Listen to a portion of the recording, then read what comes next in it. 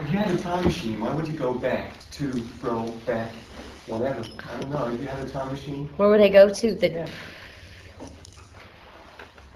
The 20s. Why now? Because I think a lot of great stuff was happening then, culturally and creatively, like before Prohibition in America. I think it was a great time. You like the fashion of the 20s, right? Yeah. I like fashion a lot of times, but a lot of different eras, but I just like the energy and the spirit of the 20s. It was, the jazz age and it was very experimental, and it was before America got really puritanical, I think, so. How are you feeling right now about America? There are a whole lot of changes going on. November is coming closer. Yeah. How do I feel about it? Yeah. I hope we get a Democrat in the White House. That would be good. Nice way to start changing things in America. Are you going to put in your voice? I'm gonna vote, if that's what you're asking. Yeah. Yeah. Of course. Is it true that one track on the album is not going to be released in the States? It's going to be a clean version, they told me. Did you do? Did you do it? Well, you're gonna have the option of buying it with or without, because um, if that song is on the album, it has to have a parental advisory sticker, and if it has a parental advisory sticker, they can't sell the record in certain stores. So my record company asked if we could do some with and some without. So you have the option. If you want the song on that album, you have go to another store and get it. So. What do you think about these stickers? I mean, Well,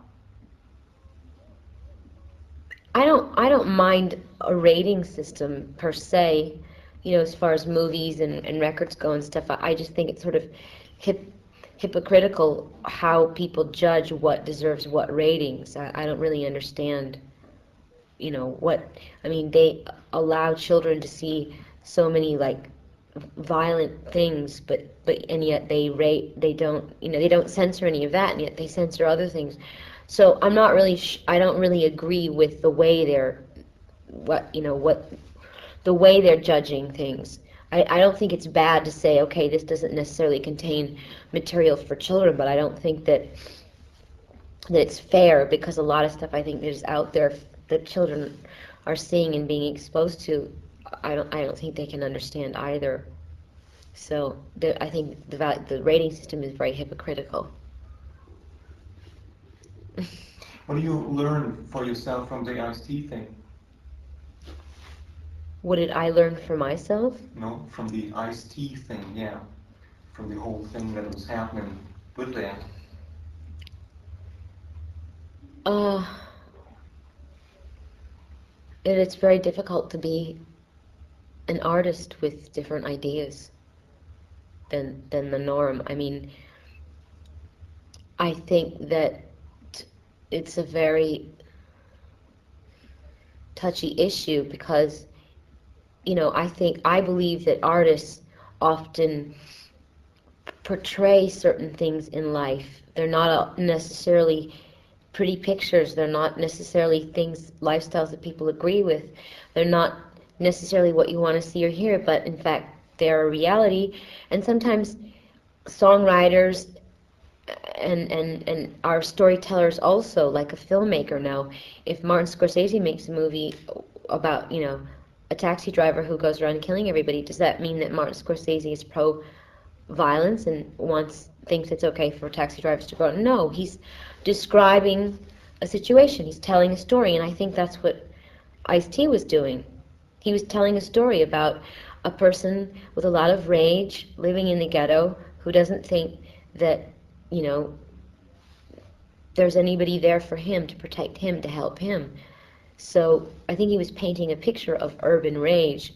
I don't think he was saying, I personally believe that everyone should go out and kill a cop, but, the media got a hold of it, and they made a huge deal out of it, and they turned it into something it wasn't, and then it was a nightmare for Warner Brothers, and, I don't know the ultimate reason that they took it off the record. I don't know if that was Ice-T's decision or what, but I think it was an unfair situation, an unfortunate situation. But I think a lot of artists suffer that.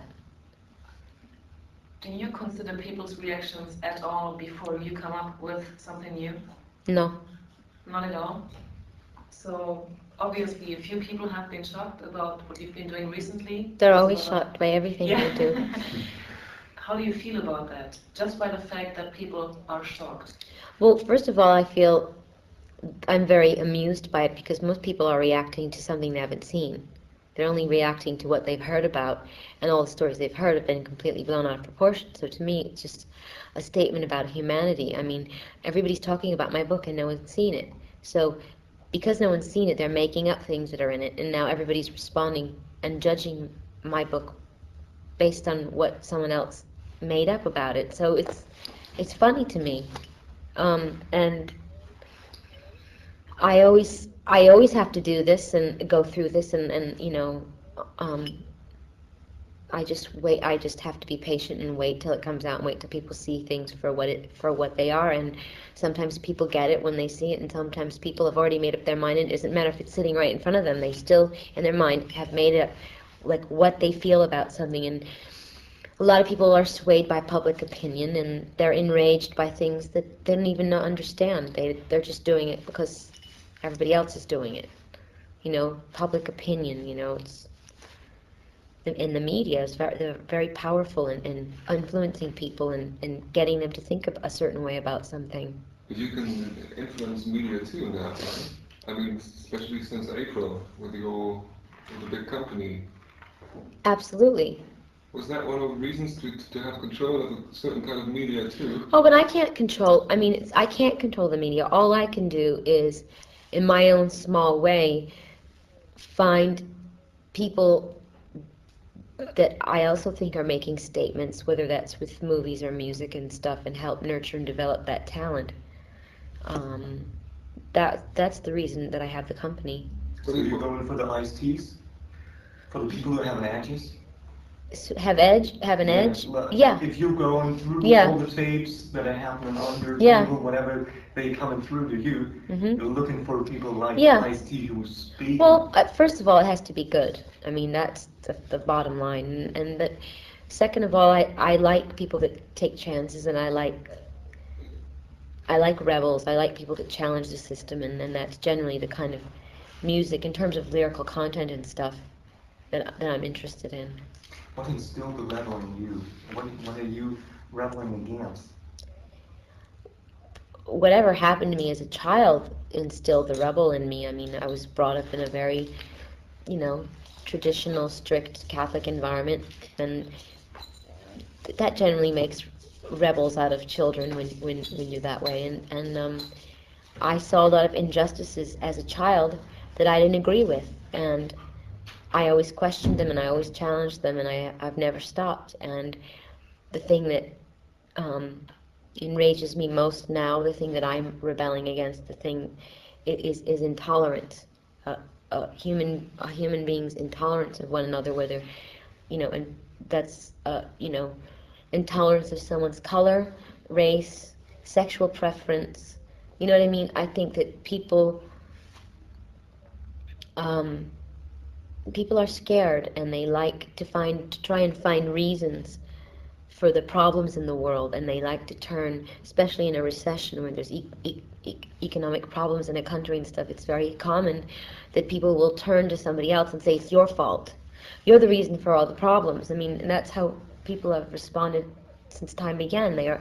And traditionally, artists or people that are very liberal, who have avant-garde ideas about things or think in a very progressive way, are often the victims of this kind of persecution, because they're the ones that challenge the system. So, you know, that kind of intolerance is something that I deal with on a day-to-day basis. I'm very concerned with it in a human way, in a global way, because I think it affects us all on different levels. If you compare the book now, which is again against tolerance, or another chance to test people's tolerance with the sex book, or even with the Erotica album, because there are some, well, lyrics on there that well, everybody knows what you're talking about. How would you compare even more of these pictures in the book Sex with the pictures you previously did nude? What pictures? These pictures from 1983 or something. Well, the difference is that the pictures that I did when I was very young were pictures I did for artists, photographers who taught classes, and I was modeling for teachers in a classroom situation, and it was just circumstance. I wasn't the artist there. They're the artist. I was the subject. I was the model. It wasn't my dream, my vision, or anything. So that was theirs. I have no comment on those photographs. Those people, sold those photographs because now I'm famous. If I had never gotten famous, you'd never see them anywhere. Um, so the pictures I have now are, they go with the whole book, with the text, it's part of a whole piece. I see the book as a work of art, and it's my statement. So that's the difference between the photographs. I found a quote in an old interview with you where you said, "I feel that I'm determined to educate people." Would you elaborate on that? Where did you read that? Wiener Magazine, which Who? is an Austrian. Wiener Magazine is an Austrian magazine. You did that about 2 years ago. I don't remember doing that. I don't remember doing that interview, and I don't even know if I said that, but I'll be happy to tell you now that I think education is really important. And so what's the question you're asking me? Well, I think I am educating people. I think education is about introducing new ideas to people, provoking discussion, challenging people, and anything that does that is an educational process, whether you agree with it or not. So I believe that I am. Well, even sometimes it's good to shock and to go into the extremes, I want to say. Well, sometimes you have to go to the extremes to a lot of people are dead inside. A lot of people are so set in their ways that it isn't until you sort of come along and give them a big shove that they go, what? They sort of get woken up out of their stupor. And so there is a value in shocking people, but that is not where my inspiration comes from. I don't set out in my creative endeavors and go, now I'm going to really shock them. I say, what do I want to say? What do I believe in? What do I feel strongly about? And then I present those ideas. What was the attraction then to do Value of Evidence? I really liked Uli Edel's work. I thought Last Exit to Brooklyn was a great movie, and I was a big fan of his. I liked the script and the actors, and it was an experience I wanted to have. I thought I would learn something. What was the attraction? Because for me, as I got it by now, it's like you screwing a man to death. Yes, well, that's something that you read about, so... So what? As always, everything I do is I know, trivialized. you told me, as you said before, I just got it from various other people. But what was the attraction? The idea of the premise of the movie is it poses several questions. One is, can a person be a weapon? Can a person's body be a weapon? A, and B, the whole issue of sexuality, because this woman goes on trial for murder, and they say she killed her lover while she was making love to him because he had a bad heart, and she kept making love to him knowing he had a bad heart. Does that make her a murderer? So what happens is she goes on trial, and everyone she ever slept with comes on the witness stand. Now, depending on how you look at it, someone could get up and say that a person's bad because of the way they have sex. For instance, sex is a very intimate thing that people have with each other, and certain things happen and certain words are said. But if, for instance, the way any of you made love to whoever your lovers are, if someone, then the person that you made love to got up in the court and said, well, then he said this to me, and then he did this to me. A lot of times, if you're not there in the moment, it could sound strange, or if someone's very puritanical, they could say, oh, there's something indecent about that. But sex and with someone that you care about is a very intimate thing, and taken out of the situation, it's impossible to describe and judge. So, for instance, there's all these trials and stuff like the Anita Hill trial in America, and the William Kennedy, the rape trial and stuff. It's like all these people get on the stand and they go, yes, well, one time he made love to me and he slapped me. You know, does that mean he's a violent person? You know what I mean? It's like things get taken out of context, and I think it's very timely because so many of these things happen. And to me, so much the way you judge somebody is so subjective. I mean, you kind of have to be there and be in the situation and totally understand it before you can judge someone. And it's very indicative of what's been going on a lot in America, I think, because this whole trial thing and the way the media sort of presents this character that I play to the public and says, you know, she's a bad person because she tied her lover up and she made love to him. Meanwhile, nobody addresses the fact that the lover wanted her to tie him up, and that here's this man twice her size, and it was mutually consented upon. And, you know, oftentimes these things happen, and I just think it's a real sort of statement or reflection on what's happening in society today, because I think that America especially is becoming very repressive and puritanical that way. So you want to show probably with sex, even people some various forms of people getting open to sex, to have safe sex, and to Well, safe practice sex it is a another way? given. Safe sex is a given. But are you talking about body of evidence? Because that's not my movie. That's Uli's movie. No, I'm talking now about the book, because getting from... Okay, the book is is erotic fantasies. It's a book of erotica, like Anais Nin or anybody else who writes erotica. So it's I guess because I'm a famous person, everyone's judging it like it's not like, for instance, when Anais Nin wrote books of erotica, I suppose some people were shocked and outraged by it. I don't really know what the reaction to her books were at the time. I think she wrote them in the 20s, didn't she? But the point I'm trying to make is, I don't think everyone said, oh, Anais Nin, she's an evil person. Did she do all those things? I mean, she's a writer of fiction, and that is what my book is, except I've cast myself in the role of the person in each of the photographs. It's a fantasy. I preface the book that way. I'm playing different characters, like an actress plays characters in a movie. So what I write in the book is made up, but that isn't to say that there isn't something of me in that also, because every writer takes something in themselves and puts that into any book, whether it's fact or fiction. So, did that answer your question? Your question? Whoever's asking me a question? Yeah, just at least you put in... Can you come a little bit closer to the mic, because radio, thank you.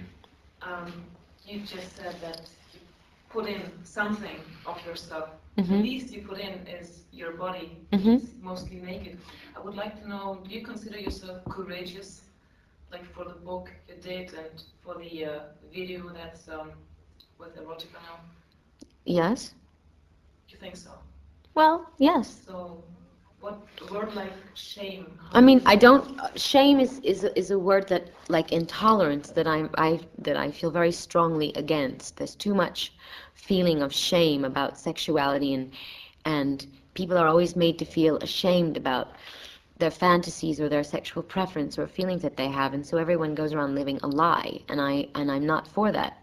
What I'm saying with my video and my song, and I mean, first, I just approach it from a very artistic point of view. I write a song about something, an erotic fantasy, and I make a video that I think visually dramatizes it. And then I write this book of erotic fantasies. I do these things because they excite me. This is how I want to express myself. Then there's the whole other level. Then people see everything I do and they say, well, aren't you afraid to show this to the public? And I say, well, why should I? Because what's wrong with sexuality? What's wrong with the ideas that I present? I'm not saying everybody should behave this way. I'm saying this is what I like. This is how other people behave as well, so we might as well just accept that and deal with it, you know? And you don't have to like it, but it doesn't make me an evil person because I'm presenting my point of view to the public. What I'm saying is, hey, everybody likes different things. Every person's different, and this is just part of my sort of general crusade, I suppose you'd call it, against intolerance. I mean, it didn't start out, I started out as an artist wanting to express myself, and I've been put into the position of being very political, making a political statement and being on some sort of crusade because everyone's questioning and judging what I do, and I believe in a very hypocritical way.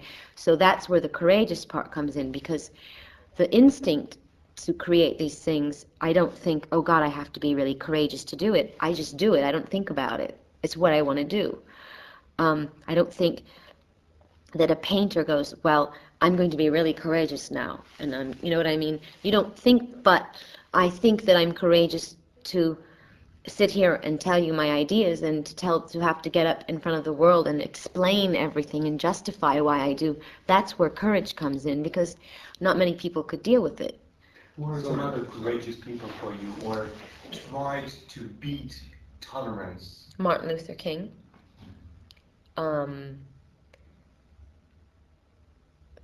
Mother Teresa. I mean, there's all kinds of philosophers and politicians and great thinkers and philosophers that are considered controversial and are persecuted. Jesus Christ.